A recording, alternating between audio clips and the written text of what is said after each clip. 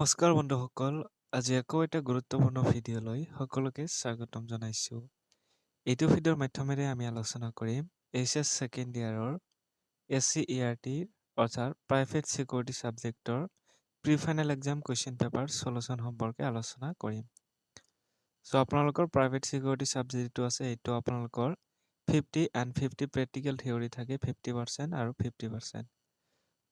এইখন pre final exam Goalpara ডিষ্ট্ৰিক্টৰ question paper হয়, এইখিনি চাই ল'ব।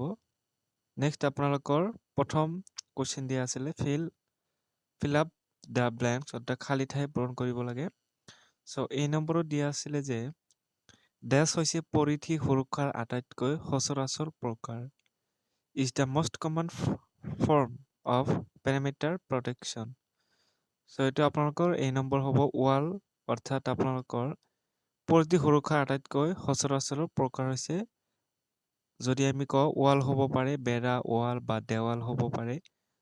যিকোনো এটা দিব পাৰে, ৱাল বা দেৱাল বুলি দিলেও হ'ব। দেৱাল হৈছে পৰিধি সুৰক্ষাৰ আটাইতকৈ সচৰাচৰ প্ৰকাৰ। নেক্সট বি নম্বৰ, দৰ্শনাৰ্থী ব্যৱস্থাপনা ডেছ নিয়ন্ত্ৰণ পদ্ধতিৰ এটা অংশ। ইয়াতে হ'ব দৰ্শনাৰ্থী ব্যৱস্থাপনাও প্ৰৱেশ নিয়ন্ত্ৰণ পদ্ধতিৰ এটা অংশ। নেক্সট CCTV চিষ্টেম ইউজড, এইটো আছিলে চি নম্বৰটো, CCTV প্ৰণালী ডেছ কেমেৰা হিচাপে ব্যৱহাৰ কৰা হয়। পৰ্যবেক্ষণ কেমেৰা হিচাপে ব্যৱহাৰ কৰা হয়, খালী ঠাইত পৰ্যবেক্ষণ বুলি দিলে হ'ব।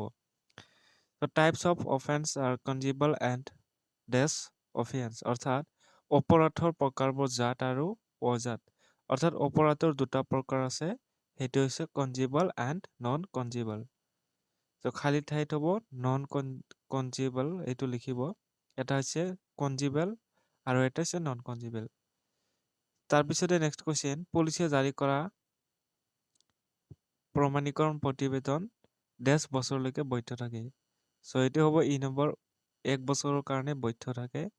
নেক্সট আছিলে ফুল ফৰ্ম, এইখিনি আছিলে প্ৰথমটো SOP ষ্টেণ্ডাৰ্ড অপাৰেটিং প্ৰচিডিউৰ।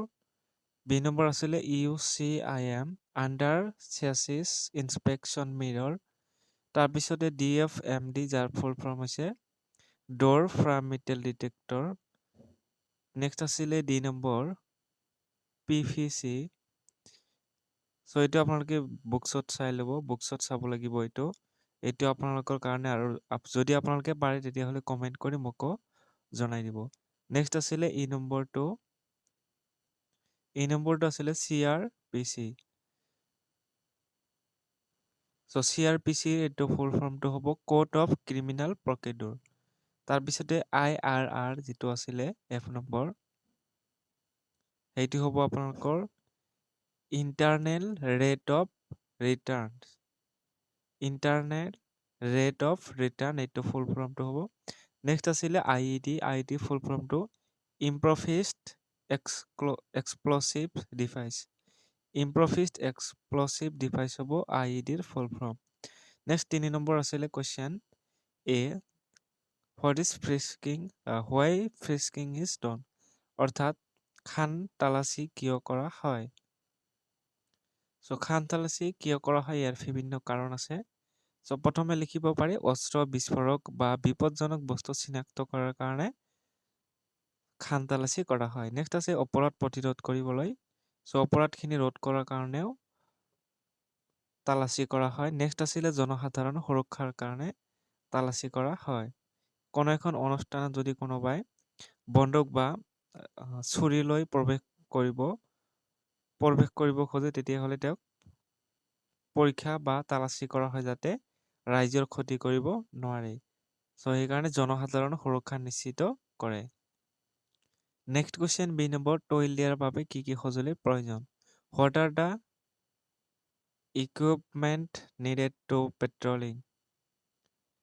কি কি বস্তুৰ প্ৰয়োজন হ'ব পাৰে পেট্ৰলিঙৰ কাৰণে। প্ৰথমে লাঠি, হুইচেল, টৰ্চ লাইটৰ প্ৰয়োজন হ'ব পাৰে যদি ৰাতি হয়। নেক্সট আছে ৱাকি টকি যোগাযোগ অস্ত্ৰ। তাৰপিছতে ডিউটি ডায়েৰী। ডায়েৰী ক'ত কি ঘটনা, কিমানখিনি ঠাই তেওঁলোকে টহল দিছে, সেইখিনিৰ বিষয়ে তথ্য লিখাৰ কাৰণে ডায়েৰীৰ প্ৰয়োজন হয়। নেক্সট কুৱেশ্যন চি নম্বৰ, ৰাজহুৱা সম্বোধন প্ৰণালীৰ ব্যৱহাৰ কি কি। ৰাজহুৱা সম্বোধন প্ৰণালীৰ ব্যৱহাৰ কি কি, এইখিনি আমি চাম এতিয়া। পাব্লিক এড্ৰেছ চিষ্টেম ব্যৱহাৰ কৰা হয় ৰাজহুৱা ঘোষণা কৰিবলৈ। নেক্সট আছে ভিৰ নিয়ন্ত্ৰণ কৰিবলৈ, আপতকালীন অৱস্থাত সতৰ্কতা দিবলৈ, অনুষ্ঠান বা সভাত তথ্য প্ৰচাৰৰ বাবে। চ' এইটো আপোনালোকে মনত ৰাখিব, কেতিয়াবা ফুল form PA system, what is PA system এনেধৰণে কুৱেশ্যন আহে, বা PA ফুল ফৰ্ম পাব্লিক এড্ৰেছ, এইখিনি আপোনালোকে মনত ৰাখিব। নেক্সট কুৱেশ্যন 2 নম্বৰ, পৰিধি সুৰক্ষাৰ 3Dৰ দ্বাৰা তুমি কি বুজা? চ' প্ৰথম 3D মানে হৈছে তিনিটা ডিৰ সহায়ত, তিনিটা শব্দ আছে। প্ৰথমটো আছিলে ডিটাৰ, ডিটেক্ট আৰু 3 নম্বৰ আছে ডিলাই। ডিটাৰ, ডিটেক্ট, ডিলাই এইখিনি আপোনালোকে লিখিব লাগিব। আৰু এই তিনিটা ডিটাৰ, ডিটেক্ট, ডিলাই কি হয়, এই তিনিটাৰ বিষয়ে 2 লাইনকৈ লিখিব পাৰে। চ' এনেধৰণে লিখিব, পৰিধি সুৰক্ষাৰ 3D প্ৰণালী, যিটো ইয়াতে অলপ লিখা আছে, গতিকে ডিটাৰ, ডিটেক্ট, ডিলাই বুলি আপোনালোকে লিখিব। চিনাক্তকৰণ, ডিটাৰ মানে চিনাক্তকৰণ, ডিটেক্ট মানে আপোনালোকৰ যিটো সুৰক্ষা ব্যৱস্থা, প্ৰথমটো ডিটাৰ, এইটো ডিটেক্ট আৰু এইটো ডিলাই, অৰ্থাৎ প্ৰৱেশ বিলম্বিত। ধৰি লওক কোনো এখন অনুষ্ঠানৰ ভিতৰত প্ৰৱেশ কৰাৰ কাৰণে ফ্ৰিস্কিং বা চেক কৰা হৈ আছে, বা আপোনাক চিনাক্ত কৰা হৈছে, মানে কিবা চুৰি লৈছে নেকি বা তেনেকুৱা ধৰণৰ সামগ্ৰী লৈছে যদি চেক কৰা হৈ আছে, বা আপোনাক ফ্ৰিস্কিং কৰি আছে, তেনে ক্ষেত্ৰত আপুনি লাইন বা শাৰী পাতিব লাগিব। তেতিয়াহ'লে আপোনাৰ যেতিয়ালৈকে ফ্ৰিস্কিং কৰিব, তেতিয়া সেই সময়খিনি অলপ বিলম্ব হয় বা সময় বেছি লাগে, তাক কোৱা হয় ডিলাই, DELAY, ডিলাই মানে প্ৰৱেশত বিলম্বিত হোৱা, অলপ টাইম বেছি লোৱা। চ' এইখিনি কোৱা হয় ডিলাই, ডিটাৰ, ডিটেক্ট, ডিলাই। এতিয়া আমি নেক্সট কুৱেশ্যন লৈ আহিছোঁ। নেক্সট কুৱেশ্যন আছিলে জামিনযোগ্য অপৰাধ কি? চ' এনেকুৱা কিছুমান অপৰাধ আছে যিবিলাক অপৰাধ কৰিলে জামিন পোৱা যায়। চ' এইটো ডিফাৰেণ্ট আহে, bailable and non bailable, different লিখিবলৈ। জামিনযোগ্য অপৰাধ হৈছে যে এনে কিছুমান অপৰাধ যিবিলাক অপৰাধত জামিন দিয়া হয়। আকৌ কিছুমান নন বেইলেবল, অৰ্থাৎ জামিনবিহীন কিছুমান অপৰাধ আছে যিবিলাক অপৰাধ কৰিলে জামিন প্ৰদান কৰা নহয়। চ' জামিনযোগ্য অপৰাধ তথাপি কৈ দিছো, যিসকল অপৰাধত অভিযুক্ত ব্যক্তিয়ে জামিন লৈ মুক্তি পাব পাৰে, সেই অপৰাধসমূহক জামিনযোগ্য অপৰাধ বোলা হয়। চ' অপৰাধ কিছুমান আছে এনেকুৱা যিবিলাক অপৰাধত জামিন দিয়া হয়। ধৰি লওক পুলিচে ধৰিছে আকৌ জামিন দিছে, তেনেকুৱা ধৰণৰ অপৰাধক জামিনযোগ্য অপৰাধ বুলি কোৱা হয়। এইটো বেইলেবল। কিন্তু আৰু এটা আছে নন বেইলেবল, যিটো জামিনবিহীন অপৰাধ।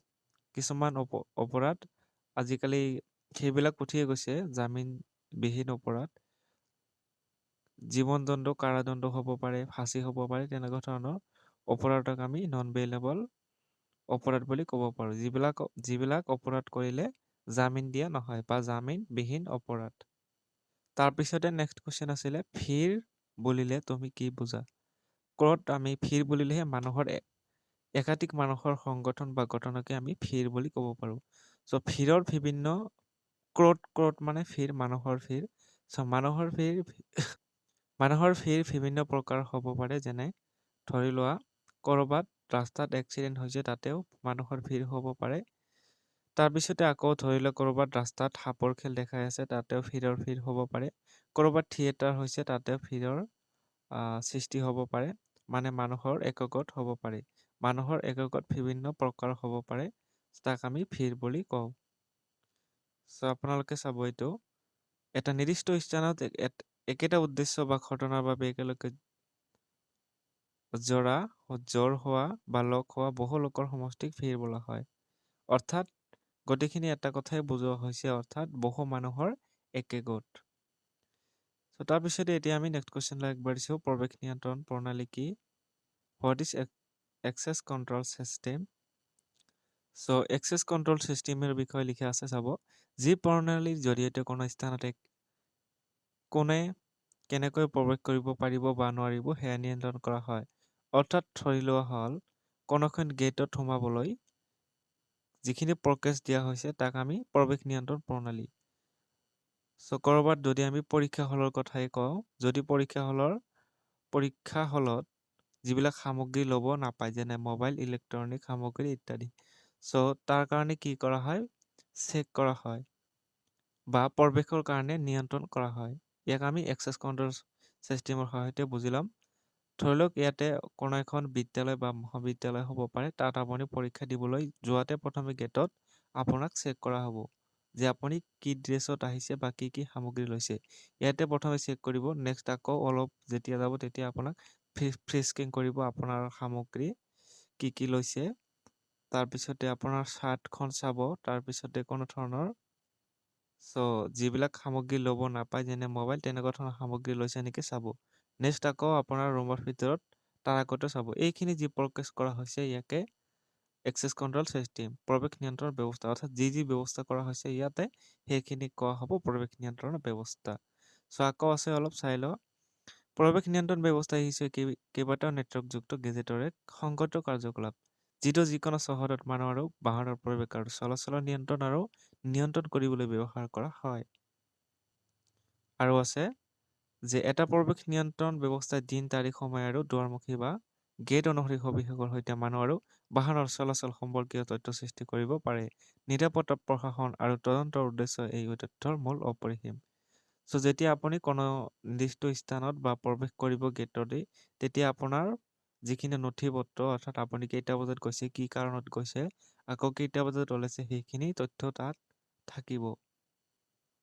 নেক্সট তথা শেষৰটো কুৱেশ্যন আছিলে যে 8 নম্বৰ বায়োমেট্ৰিক প্ৰৱেশাধিকাৰ নিয়ন্ত্ৰণ প্ৰণালী কি? What is biometric access control system? ইয়াৰে এটা উদাহৰণ ল'ব পাৰোঁ। যেতিয়া আপুনি মোবাইলটো চাই আছে তেতিয়া আপোনাৰ নিশ্চয় ফিংগাৰপ্ৰিণ্টৰ সহায়ত কেতিয়াবা মোবাইলৰ লকটো খোলে। গতিকে এইটো হৈছে biometric access control system. Biometric যিটো আপোনাৰ শৰীৰৰ ধৰি লোৱা হ'ল চকুৰ সংস্পৰ্শত মোবাইলৰ লকটো কেতিয়াবা খোলে, কেতিয়াবা আমি হাতৰ ফিংগাৰৰ সহায়ত খুলিব পাৰোঁ। এইটো বায়োমেট্ৰিক প্ৰৱেশাধিকাৰ নিয়ন্ত্ৰণ প্ৰণালী ব্যৱস্থা। আপোনালোকে চাব, বায়োমেট্ৰিক প্ৰৱেশ নিয়ন্ত্ৰণ প্ৰণালী মানৱ দেহৰ বিশেষ বৈশিষ্ট্য যেনে মই কোৱাখিনিয়ে দিয়া হৈছে। আঙুলিৰ ছাপ হ'ব পাৰে, চকুৰ পতনি, মুখৰ গঠন, ফেচ যিটো কোৱা হয়, মোবাইলৰ কেতিয়াবা ফেচ, কেতিয়াবা আই, কেতিয়াবা ফিংগাৰ, তিনিওটাই কাম কৰে। ব্যৱহাৰ কৰি প্ৰৱেশ অনুমতি দিয়া প্ৰণালীক বায়োমেট্ৰিক প্ৰৱেশ নিয়ন্ত্ৰণ প্ৰণালী বোলা হয়। অৰ্থাৎ আমাৰ শৰীৰৰ অংগ-পতংগৰ দ্বাৰাই ইয়াক বুজোৱা হৈছে। এতিয়া আমি কুৱেশ্যন নম্বৰ 4 লৈ আহিছোঁ। 4 নম্বৰটো আছিলে ষ্টেট ট্ৰু অৰ ফল্চ, সঁচা মিছা নিৰ্ণয় কৰিবলৈ দিছে। প্ৰথমটো আছিলে যে গোপনীয়তা এনে এক পৰিস্থিতি য'ত কোনোবাই তথ্য গোপন ৰাখিব বুলি তুমি আশা কৰা। এইটো কাৰেক্ট হ'ব এনচাৰ।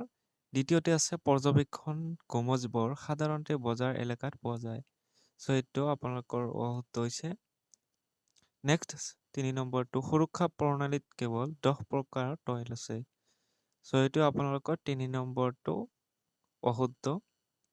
নেক্সট 4 নম্বৰ ঘটনাবোৰক নিৰাপত্তা আৰু সুৰক্ষা ঘটনাত শ্ৰেণীবদ্ধ কৰিব পাৰি। গতিকে এইটো কাৰেক্ট হ'ব 4 নম্বৰটো।